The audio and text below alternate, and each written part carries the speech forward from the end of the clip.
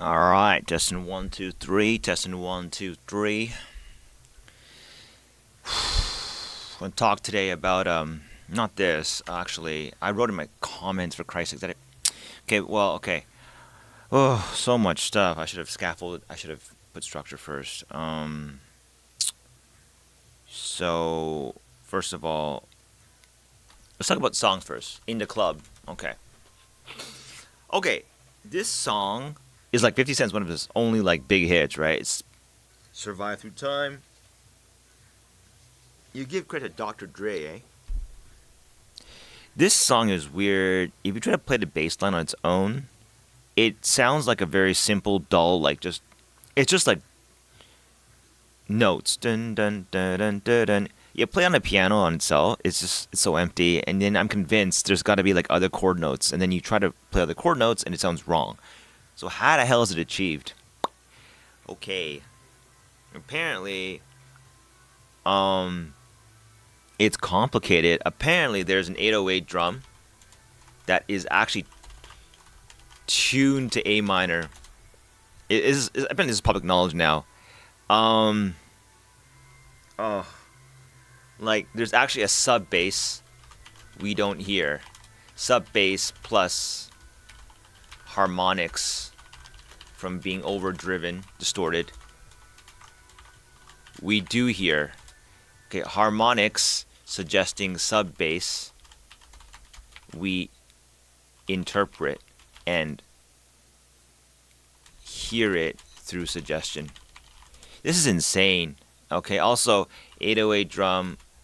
So I think it's sidechain compression into sub bass. 808 drums are super clear.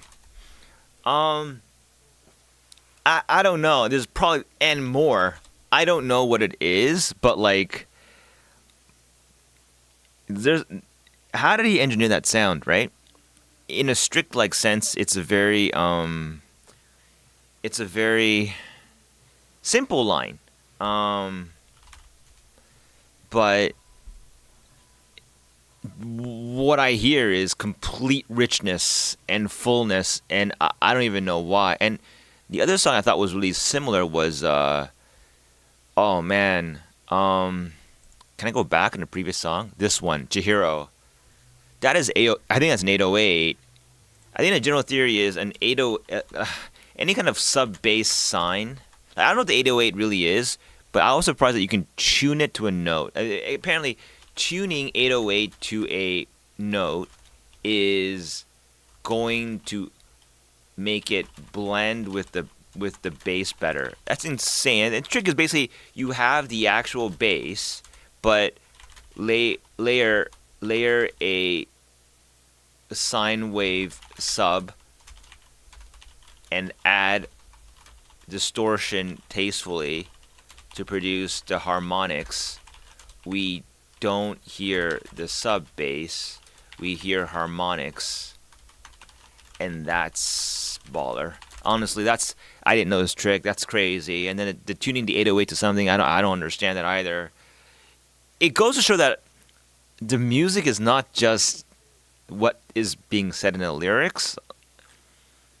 It's like a multi-dimensional, like honestly, it sounds like I'm over like assault on your senses. Like honestly, like just the bass I don't know would be enough. They layer on lyrics, they layer on that. It's insane. It all blends perfectly. And you think AI can reproduce this? It can make approximations, like it can like be derivative of it, but it cannot create the origin of this style. Like you define in the club, right? Look how long it's already like it's scatterbrain maybe, but like insane. Just absolutely insane. It's like it's sonic engineering, sound engineering, which I've always envied because I think I can't do it. And people who are like the Max Martins, Dr. Dre's, and even funny because even the AI recognizes early Kanye West, and early Kanye West is really good. It's really good. His sonic engineering skills are like off the fucking charts. Like he's really good at it. They have talent about hearing music the way people don't. I mean, they hear it the same way we do as consumers, but they know more about it so that they can engineer and sculpt it. That's insane. You know what I mean? Like when you see a nice building, it's one thing to know it's a nice building, but that doesn't mean you can make one. Like when you want to make it, you'll find like there's a lot of whoa, I have to think about this as well. Kind of a, there's a lot of moments like that, and you realize that what we perceive as compressed, it's nice, is when you unpack it, it's absolutely insane the level of complexity between what someone says it's nice and what it actually is. And this is just talking about the In the Club, that bass line, this whole thing. I mean, like, not everything. I'm just saying, like, that's how deep it goes. Because if you load up any random bass sample and you try playing it, it just sounds so flat and empty. I mean, it sounds like an approximation, crude, but, like, it's insane. Absolutely insane. Next. Musical keys are not just same thing plus 1 plus 2. I thought so the whole time. And Galen, you're wrong. When people say F major, I mean, not wrong, but I mean, like, listen to this. Like, different keys, by virtue of being equal to a certain harmonic frequency, e.g. 440 hertz, carry different harmonic overtones that don't blend exactly the same way as you go up and down in terms of how they are interpreted by the human brain. This is insane. Like, I didn't think about it. The best example is if you play Moonlight Sonata, C sharp minor, okay? Move it up one semitone, D minor. It sounds different. It's the same within own composition, same deltas and timings between notes, but sounds different. It has to do with the way humans interpret sound, overtones, harmonics. I don't fucking understand it precisely, but I'm convinced. Just try it. I mean, you can't tell yourself that, oh, yeah, no, same song, just a little bit higher. It sounds fundamentally different. I don't understand. It's like, and then you hear like, well, Chopin, Beethoven, they pick C sharp minor as a tragic key, and that's true. Look how many tragic songs in piano are like rooted in C sharp minor. It's freaky. Play anything in C sharp minor, it sounds dark and tragic, and it's not just we are learned to expect it that way. There's something about the overtones, the way a C sharp minor based on that harmonic frequency will generate a unique set of harmonic overtones. I don't know what it really is. It's like the way it blends is not the same as the way D minor constructs. So you think of it as D minor constructs a world of overtones and C sharp minor overtones, and they're not mathematically the same, slightly.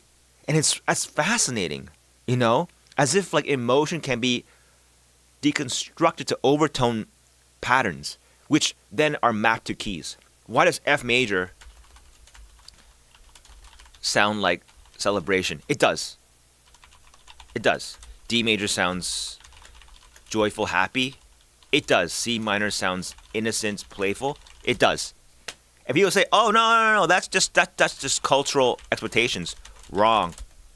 There's actual mathematical interplay differences between them, according to chatgpt, which I believe more than YT or your average viewer.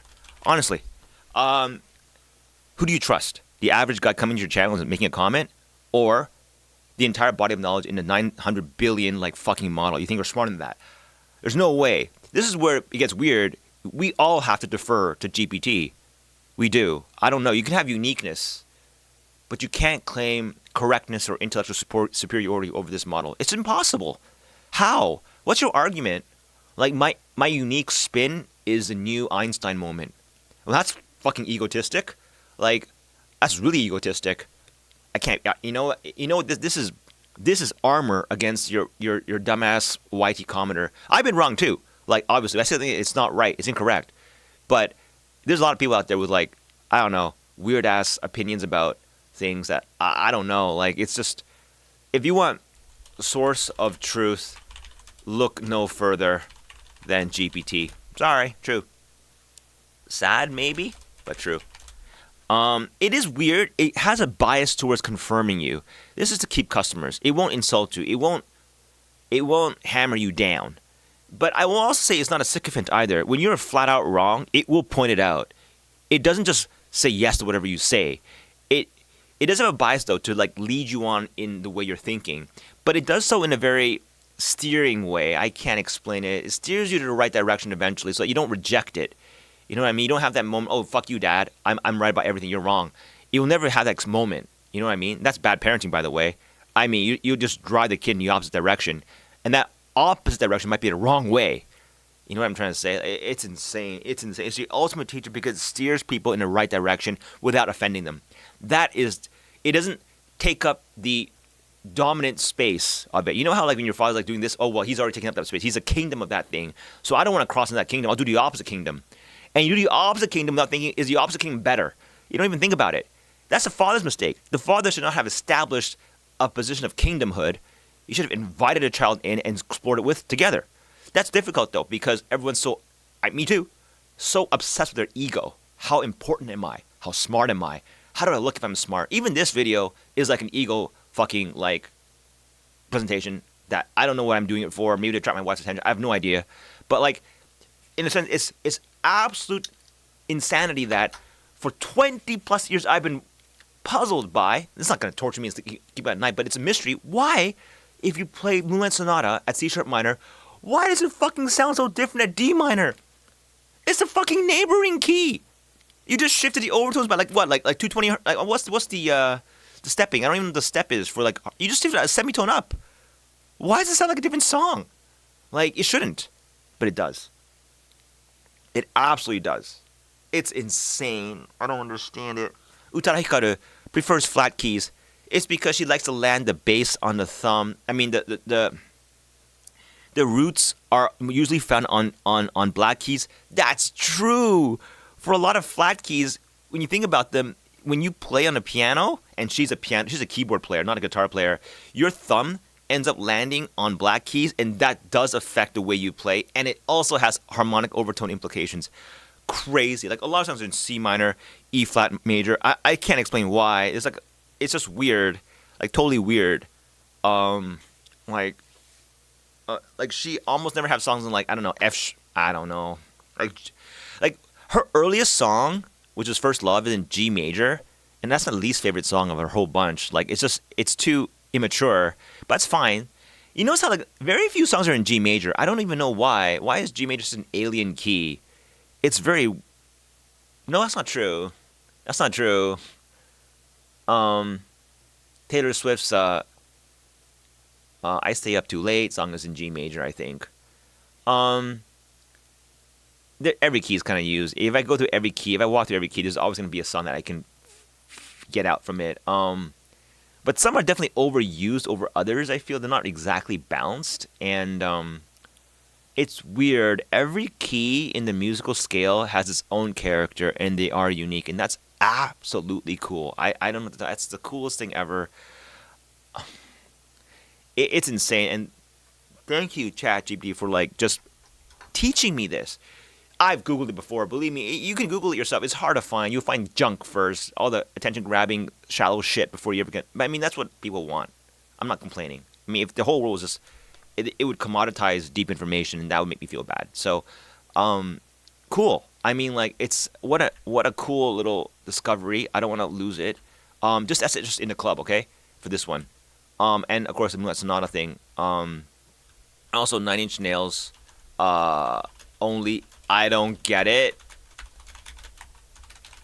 It goes D, octave jump. I put D1, D2. That's how it's structured. D, and then it moves up. Same thing. A1, A2, A1. Now this is the chorus pattern. B1. But then the coolest part is that riff that plays through the whole song, which is so it's just it goes B1, B2, and then pause, and then B1, and then A2, and then it goes like that, like goes F sharp. I think it's F sharp 2 blended to A2, and then repeat. This phrase is crazy. This phrase is absolutely insane. I'm like, okay, when it goes like this though, it's like it goes like It doesn't go dun dun. It goes like that. Like it's like a blur from the octave jump. And I actually interpret that as just B1. So a B1 twice. Like so when I played on piano, I was like dun dun like that. It doesn't sound right, you know? The rule of bass, I feel, is bass is you have the root, you have root plus 1. This is energy. Oh wait, I'll put on a different line. Root plus 1 is energy. Dominant, which is the fifth, is stability, and the seventh. Oh, here all the time. Like listen to Muse's Hysteria. It's got the root. It goes da da dominant, and then okay. Root 1 is on the top, right? You got to order in order. So it goes like this, right? This is like kind of like a counterplay. I think like a backwards like dun dun dun dun dun dun dun dun dun dun dun. It's just these notes. Wait, no, it's more. There's a 6 in that too. It's a very complex line, but I mean like these 4 notes are like the rule of bass for me. I think. I mean, if you play other notes, you can do it, but it's really gonna be really short. These 4 are like what the structure of a bass line usually dances around. So you always be safe. You know, you can always overlay with the 7th being the most iffy. I mean, like, but you can always play 1 and 4. The root and the root octave, those are always safe. And the root octave one, you don't want to play too long. The root is, you got to go back to the root. The root is your home. This is the home. This is the concrete. No, this is the foundation. Okay, like you got to go back to it. Otherwise, your bass line will just fall apart. It holds everything It holds everything together. That's what the root is. You don't go back to the root. People forget what the hell it is. Okay, then you go dominant, energy, and you play in a rhythm, and that's what makes bass so great. It's a monophonic line, but that it's so beautiful. And I don't know what to say. Like Nine Inch Nails, Trent Reznor is known to be a master of like programming a bass line. I don't doubt it. The guy is genius. Like apparently this is done in a mini Moog. Apparently, I don't know. Where you play monophonic lines, but they blend. But it's not that easy. You try on a it sounds like crap, right? And then there's like all kinds of like I don't know technical shit I didn't understand. Like they do like oh man, like some kind of filters like to simulate the frequency difference on playing a note hard or soft on bass. Like that's crazy, man. That's crazy. I don't know. Maybe I'm excited about this, obviously. But I mean, like this. By the way, I figured out only in the last 2 years. This is crazy. When you understand this, it's like unlocks. You can karaoke any bass out there. Honestly, as long as you know what the root is, how the root moves. You can figure out. You will hear the dominant, and you hear the 7th. You'll hear the root plus 1.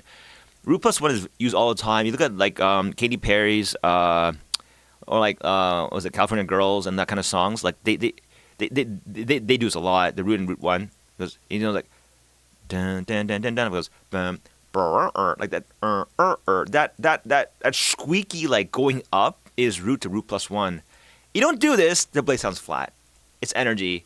This injects energy into the bass line. Without it, it sounds like not lifeless, but like sad. So a song like Chihiro, which is like kind of a melancholy sound, it does not bounce to the root plus 1. It would sound too happy and bouncy. It's like sad and drony, right? Yeah. It doesn't go up to the root plus 1, right? It's more like the root moving around. The root keeps shifting. There's also the bass walk, right? Which is, I think everyone knows about the bass walk, right? You go to A to F, you want to transition through G. A lot of bass walking. That's like a technique between bass notes. But like the magic is how the bass interplays with the rhythm.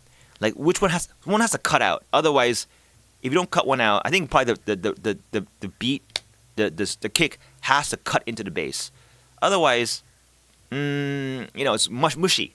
It's too much. So like this is all stuff that producers think about, and that's important. Obviously, that's why Max Martin's such a genius. I mean, yeah, I know some people go duh, but to me it's a revelation. It's kind of not a revelation. It's more like it clarifies the importance of the producer. Like all this work, right? AI this, I don't know. I don't think so. It can create like an arbitrary base line for you based on these rules. So can I. That's easy. What's hard is putting it relevantly into an actual song that has a emotional theme, a message, intent, nuance. Yeah, then the fucking AML will fall apart. That is a domain of the human soul. That's why music is so magical, right? You can have an AI generate like perfectly quantized shit. Oh, also, right? They said, don't know if it's true. I believe it though, that in, like, for example, the case of the in the club, uh these these the notes are not perfectly aligned. There is an art to dragging or leading, making a sway. I don't doubt it. You don't hear it, you feel it. Like, this is it. I think a crucial distinction is that there's stuff in music you feel, but you can't hear it, and that is insane. That makes music not just sonic waves, but like it's a complex art for sure, man. For sure. Where is the fucking search for in the club, man? I mean, Jesus Christ. This song, just skip that fucking sound, man. I don't get it. I just don't get it. Like the hi hat, the way the hi hat is timed is weird. Listen to it.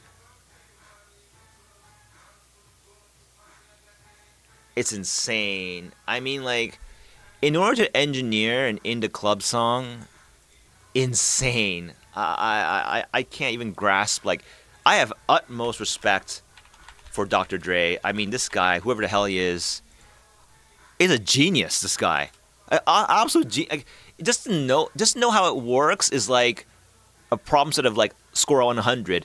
To actually turn it into a production song is like of like a squared or cubed or quadratic equation from that. It's unbelievable, honestly, to sync it all up, to hire top talent rappers to like rap to the song, and to have the song maintain popularity over ages is unbelievable. Like, unbelievable. No wonder why it's so hard. You can't replicate it. You can't just throw it into a model and say pump out another song like that. But though they have scaffolding for these songs, but like it's not that easy, you know? This is where Japan falls behind. All the stuff I talk about here. All this stuff. I think. They can't produce like they do, like out there. And Koreans got close. Koreans are pretty good, I thought. But I mean, like, Japan they needed, man. It's like, there's good, there's pretty good, there's professional, there's Japan, there's Korean level, and then there's like worldwide production level. Like, that's how it goes, kind of. This scale is crazy. I can only do this. Most basic level. This scale is unbelievable. Like, all the micro decisions made from left to right to make hit song with 1 billion listens on Spotify. This is not trivial. You can never make fun of this. Not trivial. But I mean, everyone knows that. I know. But like, to quantify what this is in a more descriptive format is illuminating. Accept the mysteries and just accept the mystery. I can't. I want to know why. Like, just even if I can't do it myself, I want to know why, because it's too much magic to it. It's like, I don't know. It's crazy. It's crazy. Like, some of these bass lines are insane. Like, block rockin' beats, you know, insanely deceptively simple, but you remember it, catchy as fuck, right? I made a little video how to play on GarageBand. It was a discovery after 40 years of being alive. It's like, that's what it was. It was the energy thing, you know. Where was it? You know, it does a lot of this shit. Crazy. That's why you can stay in like the same route the whole song. It won't sound boring because you got all the other shit going for it. In fact, maybe it's too much movement, right? It's insane.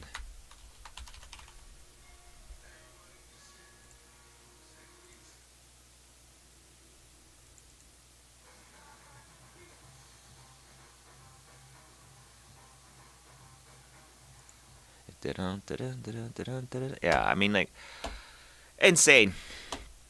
I just want to make sure I consolidate information because it's important these days. My brain is like wired up like crazy on these discoveries, and I have to consolidate it. I have to stop and just consolidate. Otherwise,